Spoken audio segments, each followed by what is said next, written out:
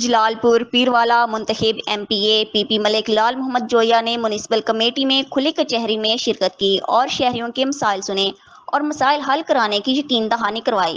جلال پور پیروالا منتخب M P اے پی پی 224 ملک لال محمد جویا ملک ماجد جویا chief officer Iram شہزادی نے کھلی کچہری میں عوام کے مسائل سنے۔ شہریوں نے شہر میں صفائی اور سیوریج سسٹم بہتر کرنے کا مطالبہ کیا۔ نوجوان صحافی ملک مزمل سراج نے بھی شہری مسائل اجاگر کیے۔